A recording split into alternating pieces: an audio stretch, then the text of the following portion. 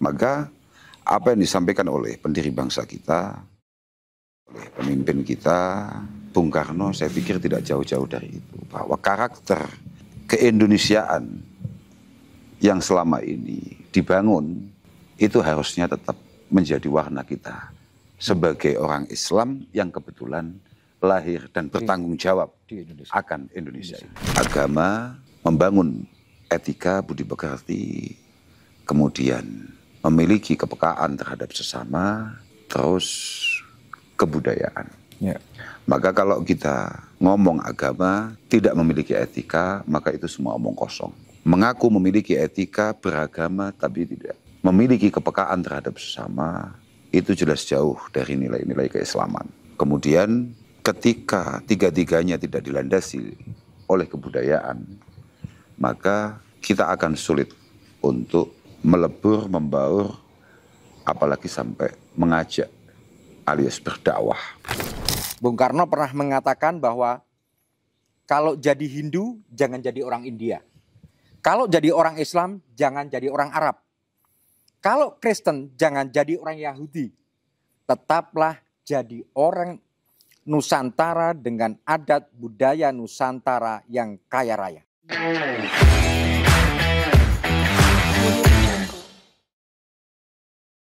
Assalamualaikum warahmatullahi wabarakatuh. Selamat datang di Metara Plus. Pikiran bertemu rasa, setara bercerita. Podcast dari Metara News. Tempat kita mendengarkan suara para tokoh, menggali pikiran mereka, dan menyentuh rasa yang jarang terucap. Karena di balik berita dan isu besar, selalu ada sisi manusia yang layak didengar lebih dalam. Saya Imam Mubarok dan inilah ruang bicara jujur, hangat, dan setara. Malam ini kita akan membahas tentang Islam, toleransi, dan jalan tengah.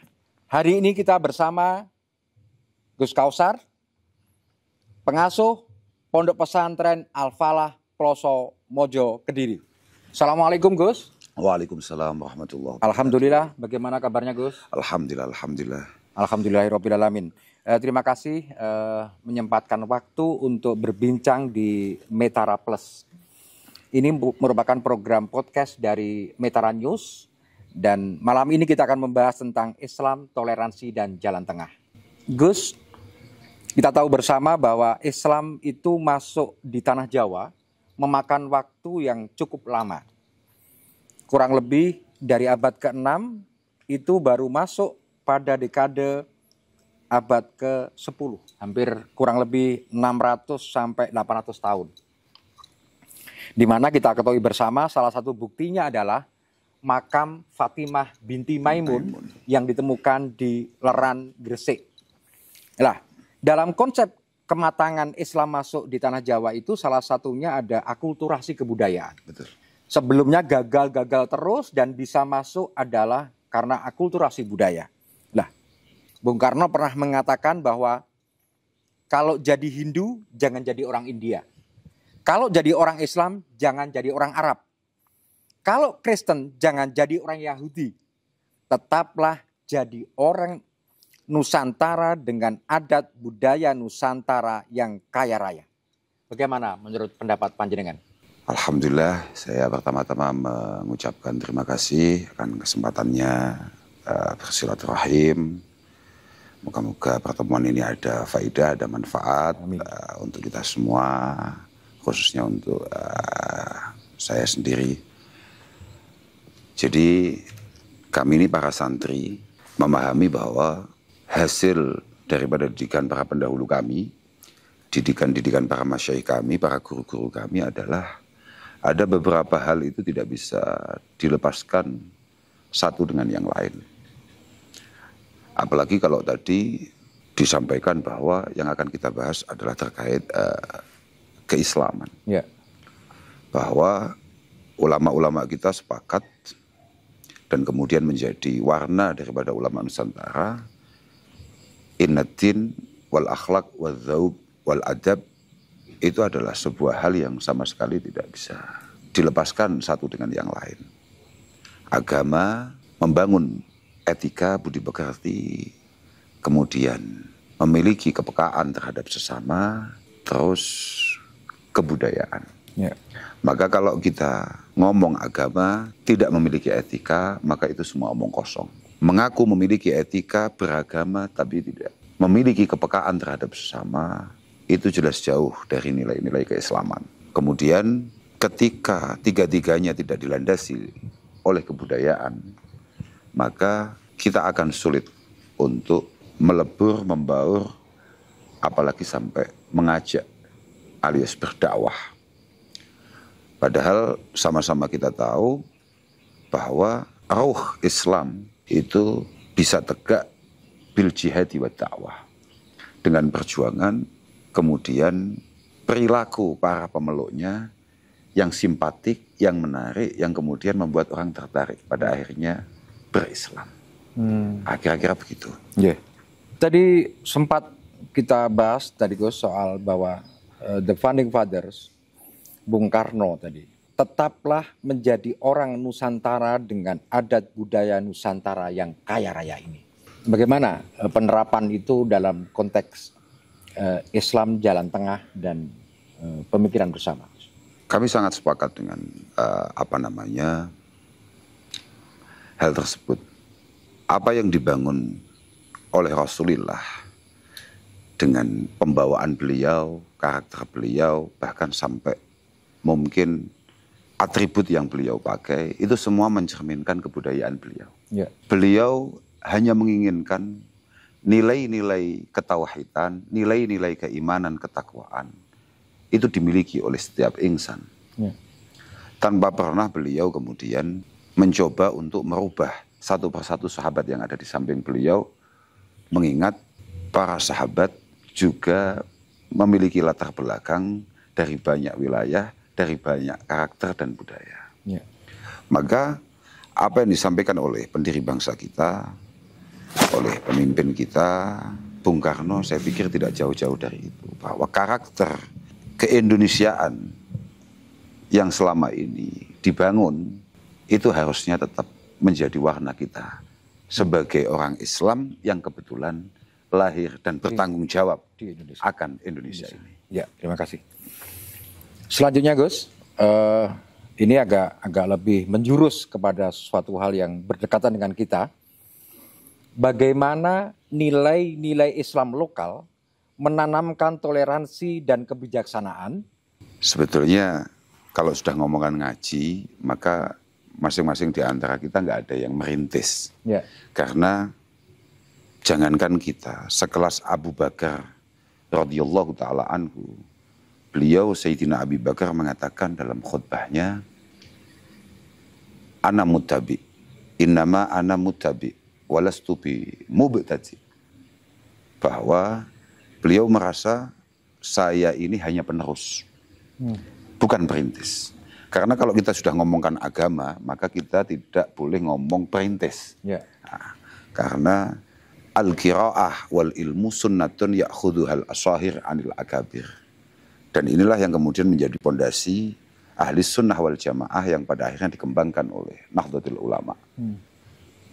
Quran dengan segala isinya, segala kandungannya, keilmuan-keilmuan yang punya potensi untuk mendekatkan kita kepada Allah Subhanahu wa Ta'ala, membangun rasa takwa kita, itu semuanya hanya sebuah perilaku, percontohan, uswah yang dilakukan oleh para pendahulu, kemudian pelan-pelan coba kita tirukan, kita resapi, syukur-syukur pada akhirnya bisa kita gedok tularkan kepada generasi berikutnya. Kita tularkan, kita sebarkan kepada generasi berikutnya.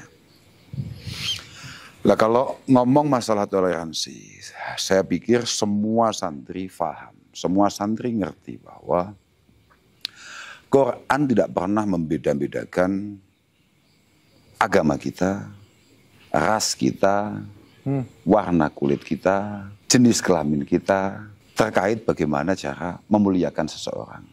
Toh Quran ayatnya jelas, artinya perintahnya jelas. Tegas, walaqad karramna bani Adam. Sudah begitu. Bahasanya walaqad karramna bani Adam. bidun istisna'in au tamyiz. Ya. Katakan dunan nazar ila dinihi wa launihi wa jinsihi wa lughatihi. Katakan begitu.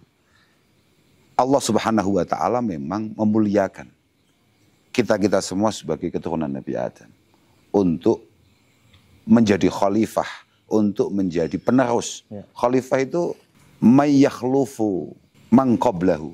Sebetulnya makna lughat atau makna dasar khalifah itu adalah orang yang disiapkan untuk menggantikan orang sebelumnya. Ya. Maka masing-masing dari kita, ya walaupun pada akhirnya kalau dalam bahasa kitab-kitab lughat itu ada istilah begini, wa qad tustakhdamu lil isyarah ilal hakim awil qadi awil qaid. Ada semacam itu. Walaupun pada akhirnya kata khalifah itu pada akhirnya disematkan atau menjadi sebuah istilah untuk pemimpin, katakan begitu. Ya.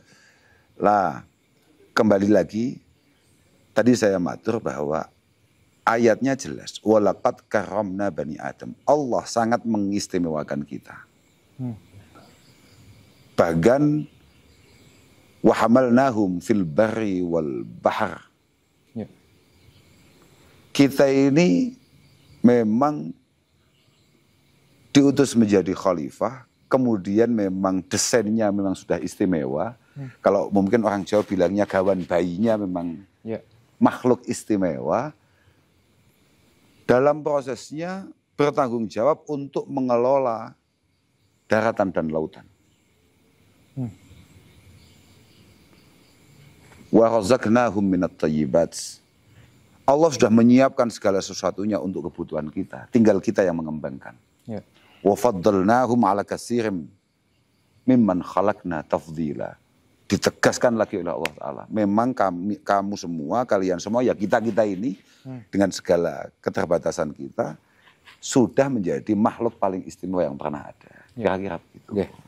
Tentunya ini akan menjadi tantangan, Gus, bagi para santri, umat Islam menghadapi era digital dan politik identitas. Kira-kira langkah apa yang harus dilakukan oleh umat Islam, santri, dan kalangan umat Islam lah secara keseluruhan? Identitas itu artinya identitas yang mana? Di era digital maksudnya. Di era digital ini menghadapi era digital dan politik identitas. Jadi kalau kita ngomong politik identitas, itu seringkali kata-kata identitas itu menjadi negatif. Ya. Menjadi negatif. Artinya harus ada, maksud saya kenapa saya ngomong kalau politik identitas itu kadang-kadang diartikan negatif. Harus ada bahwa semua yang berbeda itu berarti tidak bisa bekerja sama. Ya. Nah, padahal harusnya politik identitas itu bisa kita maknai secara positif. Misalnya kayak kami ini kan santri. Maka setiap langkah kami, perilaku kami, omongan kami, pikiran kami, itu harusnya ya tetap menunjukkan kesantrian kami untuk menjadi identitas. Tapi pada akhirnya sama-sama kita tahu bahwa politik identitas itu menjadi negatif karena menjadi ada radikalisme di sana.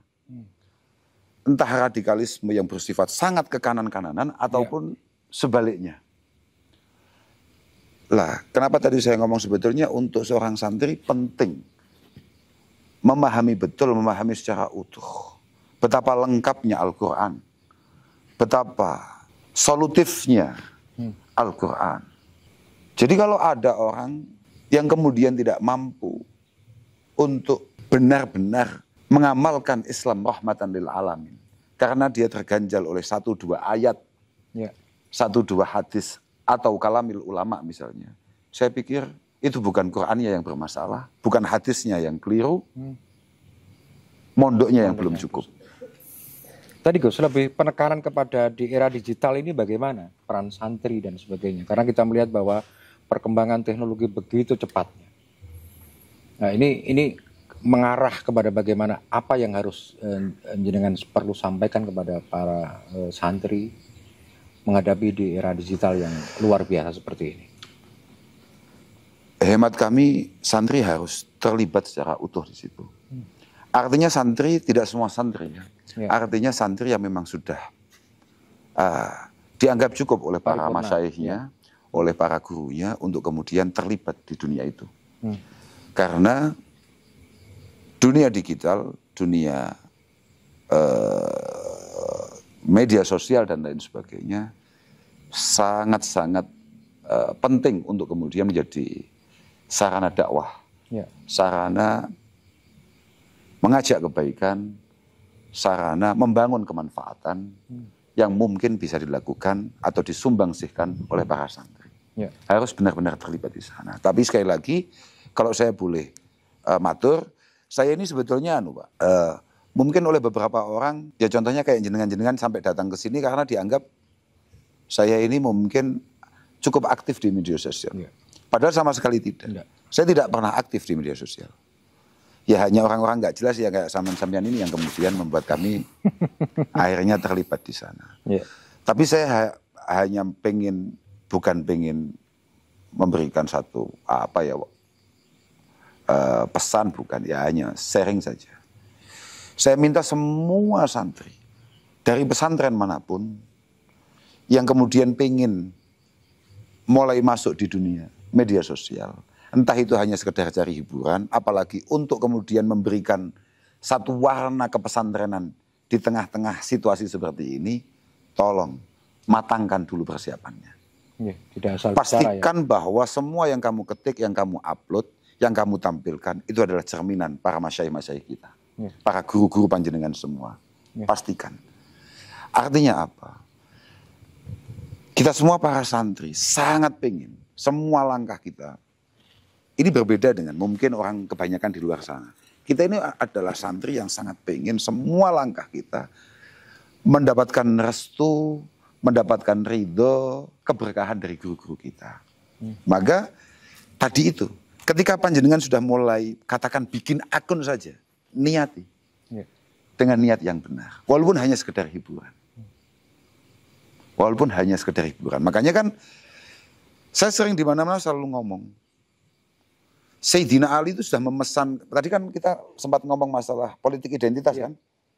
Sayyidina Ali jauh sudah pesan sama kita. Khalidun nas bi alsinatikum wa ajsadikum. Kita sebagai orang Islam, ini harus punya kemampuan untuk terus bisa bergaul, berusaha berbaur, bisa menyatu dengan semua kelompok, semua warna, semua kalangan. Tapi wazailuhum biqulubikum wa a'malikum. Tapi kamu santri sekarang, maka kolbiah kamu, batiniah kamu, pikiranmu, mindset kamu, apalagi perilakumu, itu ya tetap harus beda. Kamu boleh ngopi dengan siapa saja, tapi karakter kesantrianmu jangan sampai hilang. Kira-kira begitu. Kira-kira begitulah. Makanya bagi santri-santri yang merasa dia sudah punya mental di situ, dia sudah punya kemampuan di situ, ramaikan media sosial. Oke Gus, jadi kalau melihat garis besar tadi, maka kita akan melihat sisi lain bahwa di pesantren Al-Falah Ploso ini memiliki torekoh. Torekohnya ta'lim wa ta'alum. Ya, betul. Ini juga akan menjawab dari banyak kalangan. Orang menggiring bagaimana Peloso dan sebagainya dengan giringan-giringan yang dengan mengikuti perkembangan-perkembangan saat ini. Tapi Peloso tetap pada jalan ta'lim wa ta'alum. Nah, apakah ta'lim wa ta'alum ini ke depan akan tetap konsisten di Peloso? Kalau pertanyaannya seperti itu, maka yang bisa saya aturkan hanya kami akan selalu memohonkan doa kepada panjenengan semua, siapapun yang melihat podcast kali ini. Semoga Al-Falah Ploso punya kemampuan untuk diberi keistiqomahan ala ma assasahul mu'allif, sesuai dengan apa yang sudah dilandaskan atau dibangun oleh mu'allif, yakni Hadratus Syekh Simbah Kiai Ahmad Jazuli, dengan tarekoh ta'lim ta'alumnya. Sebuah tarekoh yang saya yakin bagi semua santri, tidak hanya santri Ploso saja, ngerti bahwa ini adalah tarekoh yang paling inti di antara semua tarekoh. Karena aslu kulli fasadin fid dunya wal akhirah inama huwa al-jahlu. Semua hal itu butuh ilmu. Katakan begitu. Ya. Semua perencanaan yang kamu inginkan, itu semuanya butuh ilmu. Entah itu hal-hal yang bersifat duniawiyah ataupun bersifat ukhrawiyah. Hal-hal yang berkaitan dengan urusan duniawi ataupun urusan yang berhubungan dengan Allah Subhanahu wa Ta'ala. Maka di mana-mana orang selalu ngomong, man aradad dunya fa alaihi bil ilmi wa man aradal akhirah fa alaihi bil ilmi. Ilmu.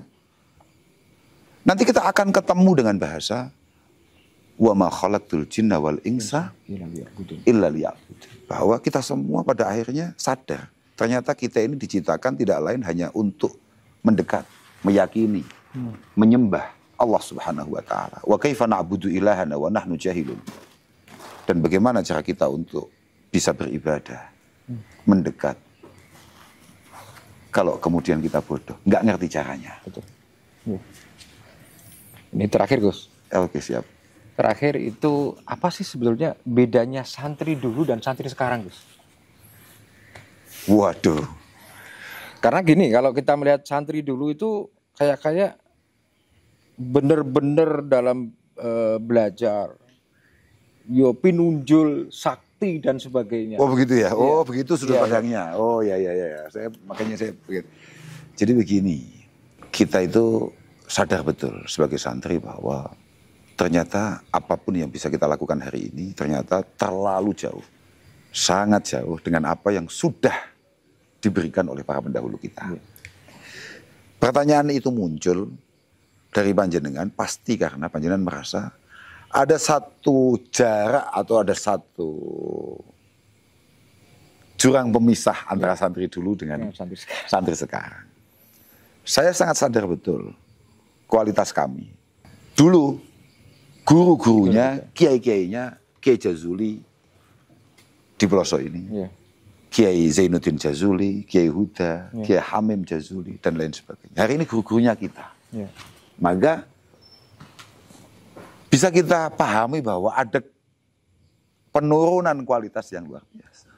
Tapi satu hal yang pasti bahwa ini semua kami lakukan dan selalu kami doakan untuk bisa istiqomah dan terus kami jalankan. Hanya untuk memantaskan diri supaya kita tidak terlalu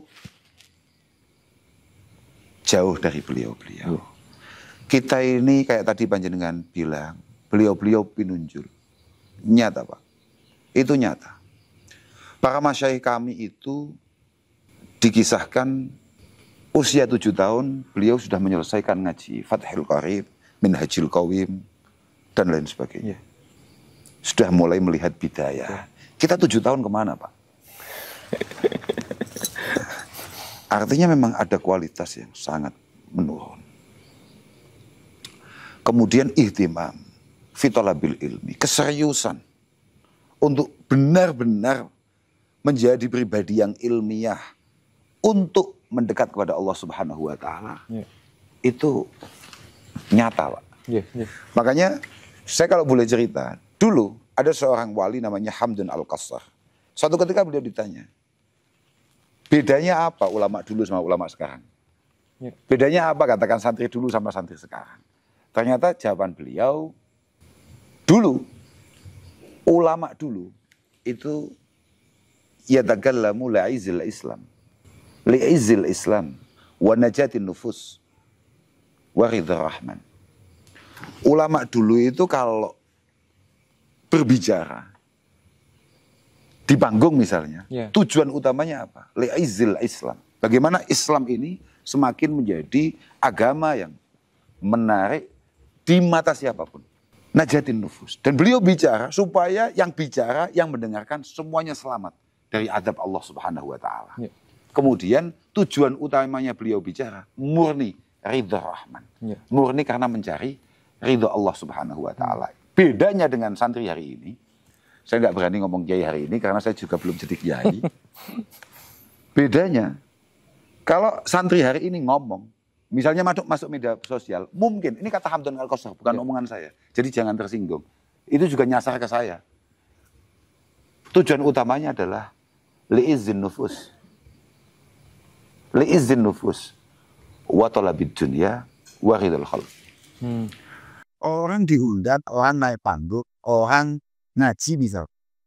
Tujuannya, kenapa kamu ngaji? Supaya orang ngerti kalau kamu ternyata alim, ternyata kamu istimewa, ternyata kamu hafal Quran, ternyata kamu hafal sekian banyak hadis dan izin. Bagaimana orang ngerti kalau tampang sana istilah. Yang kedua adalah para bikin ya mendapatkan sesuatu di sana ya. Entu anak Zolong entu-entuan. Jadi kalau orang dulu berangkat tidak bawa apa-apa, pulang. Tidak. Hari ini berangkat tidak bawa apa, pulang nggak bawa semua. Bukan hanya apa-apa, tapi bawa semuanya. Yang terakhir, bukan milik Pak Mat, tapi orang istirahat dokter dari Bakal. Dia ngomong dengan penuh kehati-hatian supaya bisa diundang. Ya, karena kalau sampai dia ngomong yang benar, belum kebenaran itu bisa enak terlihat, bisa. Kemudian itu dia mau senang. Nah, itu dihindari karena khawatir besok jadi tidak diundang lagi. Jadi begitulah ya, perbedaannya banyak lah pokoknya. Pokoknya orang tua dulu atau orang tua yang luar biasa, semoga kita semua benar-benar ridho dan nas. Saya pikir itu.